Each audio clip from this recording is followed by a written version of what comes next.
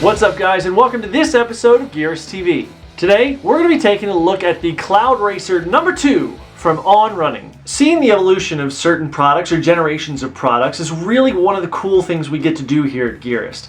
And within that, seeing how few or how many updates there happen to be from one product generation to the next is additionally really cool, because it's kind of that thing where we get to see if it ain't broke, don't fix it, or if it's really broke, really fix it. So we're really excited to be able to take a look at the On Running Cloudracer 2. About a year ago, almost exactly a year ago, we took a look at the version 1 of the shoe and had a lot of good things to say about it. Now, since we did like that review so much, you can check out the original version 1 review right here.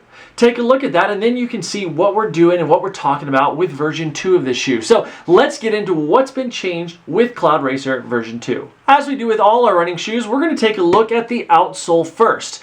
Now, the first thing that I will say and remind you of that we did talk about in the first review is that these little pods right here, the Cloud Tech system, that is not meant to act as some sort of little spring. What it is in fact meant to do is to cushion the impact on the ground, and it does a good job of that. So we're not going to get into too much of that. It hasn't really changed specific to the outsole. We liked it. We liked it in version 1. It works great here. The durability is really nice. With about 40 miles on it, it really actually just kind of looks pretty clean and nice and put together. I haven't run these off-road. These have only been on pavement, but outsole is pretty much the same as it was the last time, and I really still like it quite a bit. Now let's get into the midsole, which is definitely one of the places where the Cloudracer 2 has been updated quite a bit, although you really can't see where it's been updated. The first thing I will say is that the midsole in the shoe overall has shaved an ounce almost off of itself. This model comes in my size 11, 8.4 ounces versus 9.3 ounces in version 1 of the shoe, which is a substantial weight loss. Part of where that weight loss comes is in the fact that in the first version of the shoe, it was a 6mm drop, and now we've gotten down to a 5mm drop. Add to that the fact that there is simply less height in the midsole, and it's getting a really much more close to the ground feel and just more minimal ride, and it's a really, really nice feature. Now the second and probably the biggest change to the midsole of the Cloudracer 2 is the addition of On Running's Speedboard, which you can't see because it's inside here. Now we'll put up a picture of it so we can try to explain exactly what's going on in here. Now the Speedboard is comprised of 3 different sets of rails, each heading in kind of different directions. The first set of rails that we're going to take a look at are those that go from the heel of the shoe all the way to the front of the shoe. What these are meant to do is really to basically store potential energy and then pop that energy out of there, thus increasing forward propulsion and really letting the shoe move forward in a very efficient motion. The next set of rails are basically a set of diagonal rails that run in the rear half of the shoe. What these are meant to do is to really put a lot more emphasis on the interaction between the midsole and the outsole, and actually it does quite a good job. A lot of people, including myself, which I'll talk about more in the ride section, have commented on how stable the ride of Cloudracer version 2 is. Finally, the last set of rails is a set of crosswise rails that run from the heel of the shoe all the way to the front. What these are meant to do is to really create that very stable platform, but yet keep it still flexible, and again, keep it going forward in the proper direction instead of like leaving it up to loose foam or something to kind of fall over edges depending on the stability or the pronation needs of the runner. The Speedboard on the Cloudracer 2 sits underneath the Strobo board in the shoe, and that is one of the things that we commented on in the first version of the shoe and how much I liked the firmness of that. And still,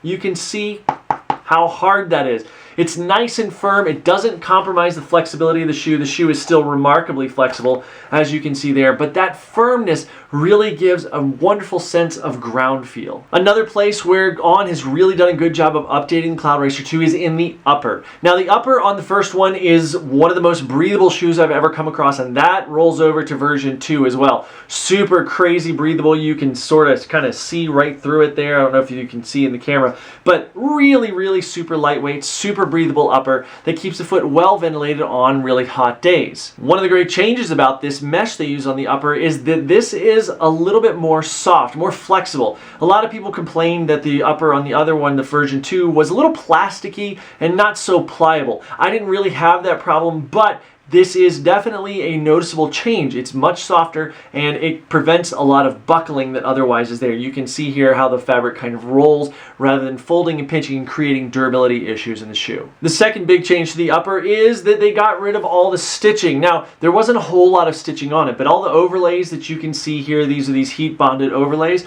All those overlays were overlaid and heat bonded, but they were also stitched on. Now in version 2 of the shoe, they've gone exclusively with just heat bonding, with the exception of one spot, which is right here, kind of on the medial midfoot, right in the medial arch. I'm not sure why. I actually would like to know why. But what that did is it shaved some weight. Again, we lost almost an ounce in my size 11 here from version 1. It shaved some weight, but it also made the interior smoother. Now, I mentioned running in this barefoot in the first version, and it was fine, but I could see the potential for some hot spots. In this, it didn't really bother me so much at all. I mean, I was very comfortable. Again, I choose to wear socks 99% of the time, but when I did take this out, it felt very good. The one spot where it was a little udgy was this overlay right here, which tends to center on the pinky toe. For me, it wasn't a bother, but I have heard other people mention that this kind of pressed on their toe a little bit. Not necessarily rubbing, but just kind of pressing there a little bit, which might make for some abrasion over a longer run. Now let's talk about fit.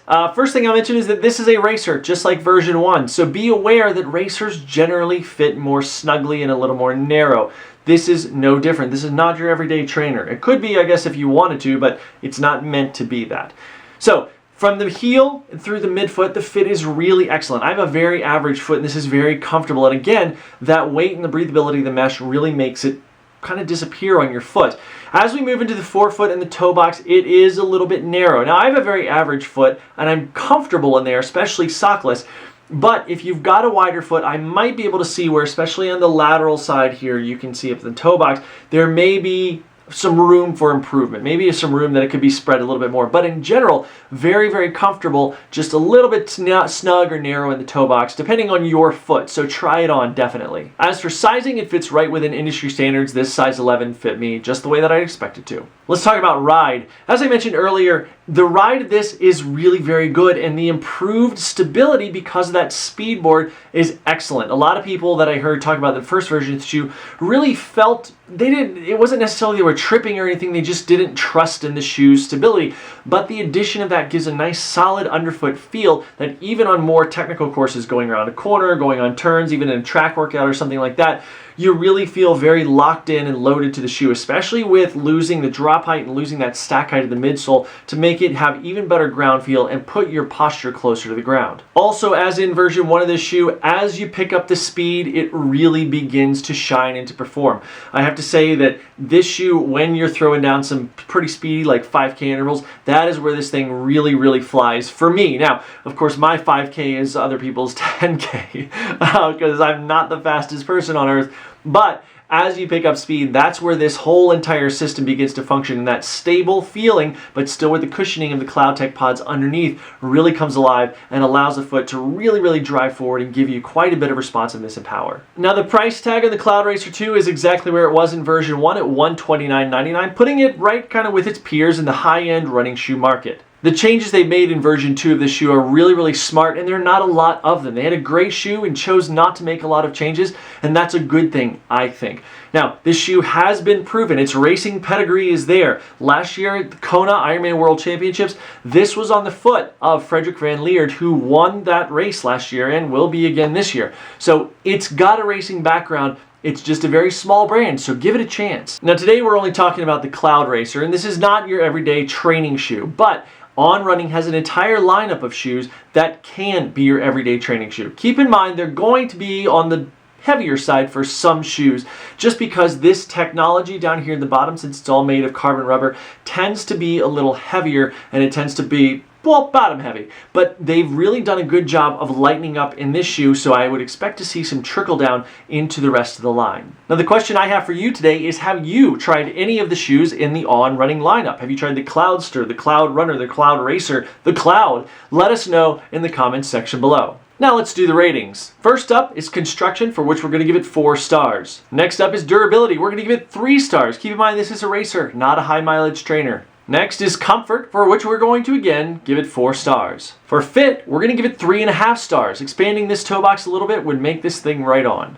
For weight, we're going to give it 4 stars. It's shaved a lot of weight off version 2, which is a great thing. As racers go, though, it's still a little bit on the heavy side.